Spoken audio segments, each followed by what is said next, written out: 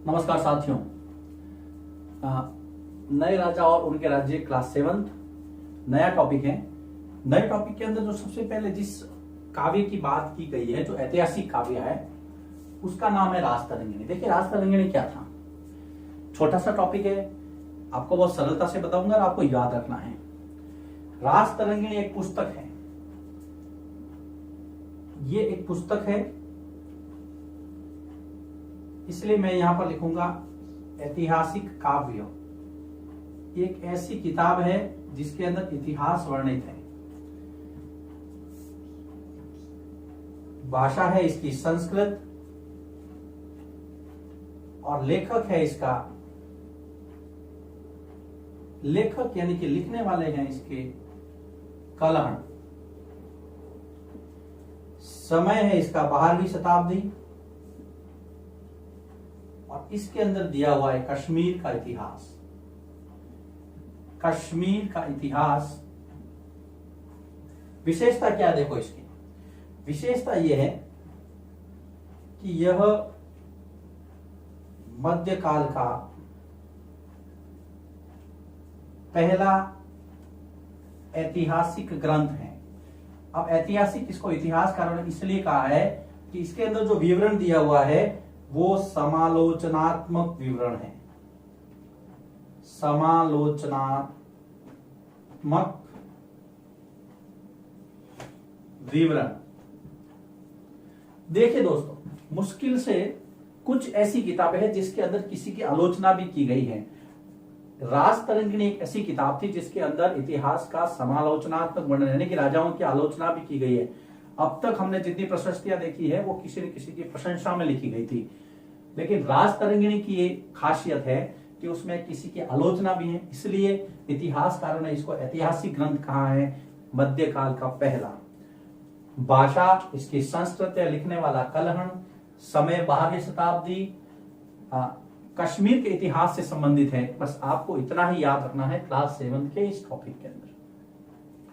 रासतरंगिणी का जो टॉपिक था, उसके बाद में जो हमारा नेक्स्ट टॉपिक है वो है धन के लिए युद्ध, वारफेयर फॉर वेल्थ। देखिए मध्यकाल के अंदर जो युद्धों की जो रूपरेखा रची गई उसकी पृष्ठभूमि में धन प्राप्ति था। तो ये जो टॉपिक है धन के लिए युद्ध, इसको हम 3 भागों में बांट देते हैं। जी हाँ, धन के लिए युद्ध, इसको मैं सबसे पहले 3 भागों में बांटना चाहूंगा। पहला है आपका त्रिपक्षीय संघर्ष। त्रिपक्षीय संघर्ष, try party struggle. Try party क्या है, चर्चा में सामने आ जाएगा। त्रिपक्षीय संघर्ष। दूसरा महमूद का आक्रमण, जिसको आप महमूद गजनी कहते हैं। महमूद गजनी का आक्रमण, महमूद गजनी का आक्रमण दूसरा सब टॉपिक इसके अंदर। और तीसरा है चाहमान या चौहानों का प्रतिरोध। ये अपने को इस टॉपिक में 3 सब टॉपिक पढ़ने हैं मित्रों। धन के लिए युद्ध, वारफेयर फॉर वेल्थ, पहला त्रिपक्षीय संघर्ष, दूसरा महमूद, माफ कीजिएगा यहां पर मैंने महमूज लिख दिया है, इसको मैं सही कर देता हूं, महमूद गजनी। तीसरा है चौहानों का प्रतिरोध। अब हम पहला हमारा शुरू करते हैं त्रिपक्षीय संघर्ष। यहां पर लिखता हूं मैं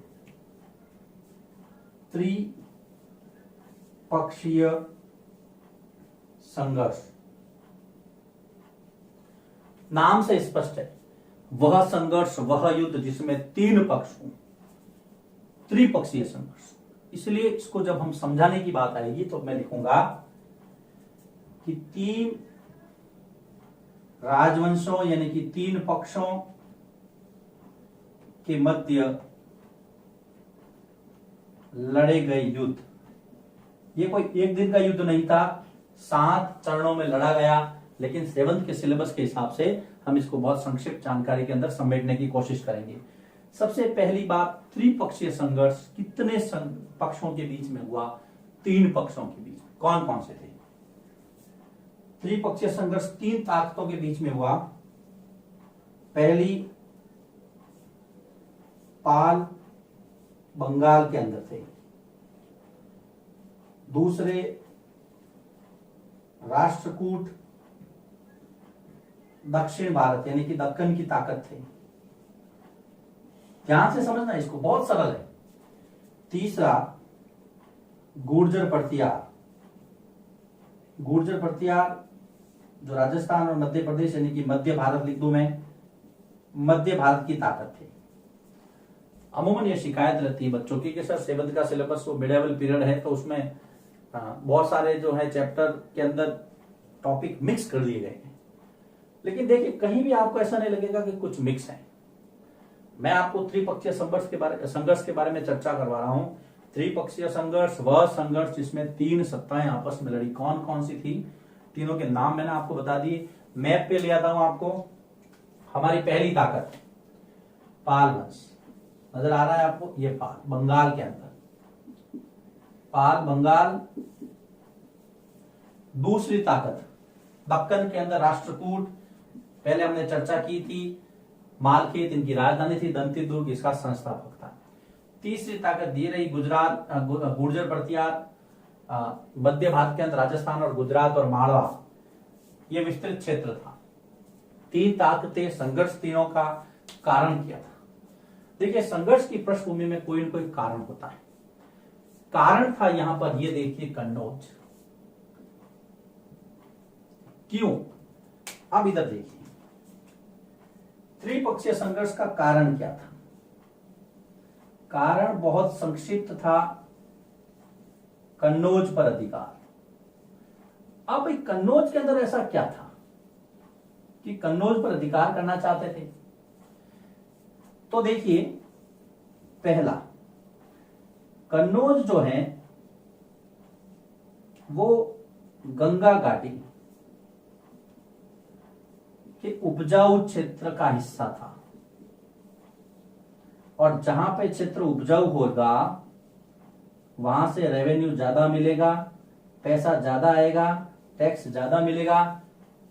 दूसरा, ये कन्नौज जो है वो उत्तर पश्चिम से, यहां में ऊ लिख दिया मैंने, उत्तर पश्चिम से बंगाल जाने वाले रास्ते में पड़ता था।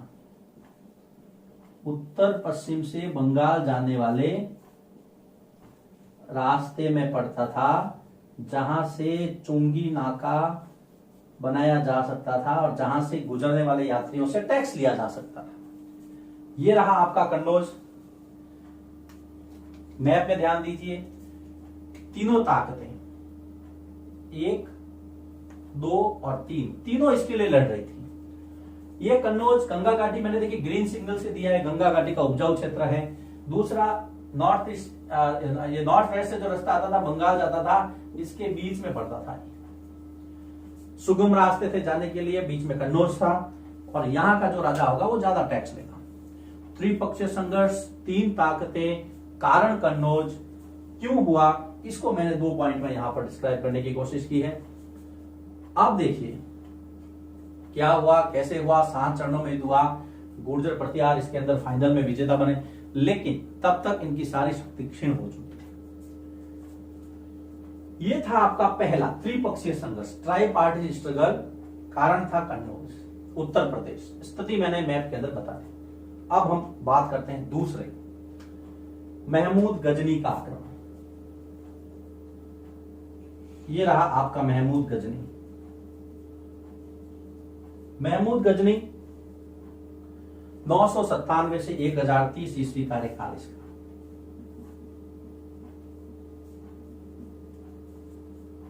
ये अफगानिस्तान के अंदर खुरासान का शासक था, छोटी सी जगह है, लेकिन इसने अपने सैनिक शक्ति के बल पर मध्य एशिया, फिर ईरान, और फिर उपमहाद्वीप, जिसका मैं जिक्र करता हूं बार बार, भारत है ना, तो उपमहाद्वीप का उत्तर पश्चिमी इलाका, उपमहाद्वीप का उत्तर पश्चिम क्षेत्र, इस पर इसने अधिकार कर रखा था। इसकी नजर भारत पर थी, लेकिन इसके भारत आक्रमण के क्या उद्देश्य थे? मैंने फिर से कहा, मैं फिर से कह रहा हूं, आक्रमण की पृष्ठभूमि में कारण होता है। कारण क्या था भारत आक्रमण का? तो महमूद गजनी का भारत आक्रमण के उद्देश्य, सीधा देखिए कितना सिंप्लीफाई कर रहे हैं हम लोग। भारत आक्रमण के उद्देश्य, सबसे पहला धन प्राप्ति, और धन उस समय था ज्यादातर मंदिरों में। तो सबसे पहला आप लिखेंगे धन प्राप्ति, और धन प्राप्ति के लिए इसने बनाया मंदिरों को निशाना, यानी कि मंदिरों की लूट। सिंपल शब्दों में समझना। दूसरा उद्देश्य था, क्योंकि इसकी जो ख्याति है वो मूर्ति भंजक राजा के